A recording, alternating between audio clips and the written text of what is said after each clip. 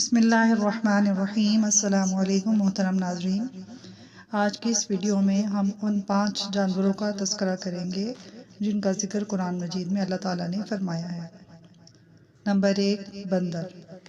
سورہ بقرہ آیت نمبر 65 میں اللہ تعالیٰ فرماتے ہیں، اور یقیناً تم ان لوگوں کو جانتے ہو جنہوں نے تم میں سے ہفتے کے دن کے حوالے سے حد سے تجاوز کیا، سو ہم نے ان سے کہہ دیا کہ تم ذلیل بندر ہو جاؤ۔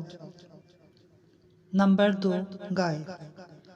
سورہ بقرہ ہی کی آیت نمبر 70 میں اللہ تعالیٰ بیان فرماتے ہیں، کہا انہوں نے اپنے رب سے دعا کیجئے وہ ہمارے سامنے واضح کر دے کہ وہ گائے کیسی ہو، کیونکہ ہم گائے کے حوالے سے شبہ میں پڑ گئے ہیں، اور اگر اللہ نے چاہا تو ہم ضرور راہ پا لیں گے۔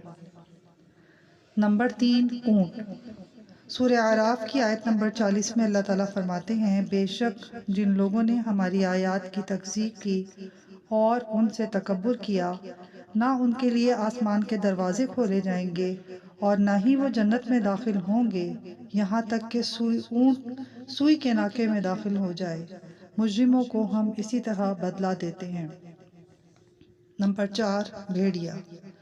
سورہ یوسف کی آیت نمبر 18 میں اللہ تعالیٰ فرماتے ہیں، کہنے لگے کہ ابا جان ہم آگے نکلنے کے لیے بھاگ دوڑ کرنے لگے، یوسف کو ہم نے سامان کے پاس چھوڑ دیا تو اسے بھیڑیا کھا گیا، اور آپ ہماری بات کا یقین نہیں کریں گے اگرچہ ہم سچ بول رہے ہوں۔ نمبر 5، ہاتھی۔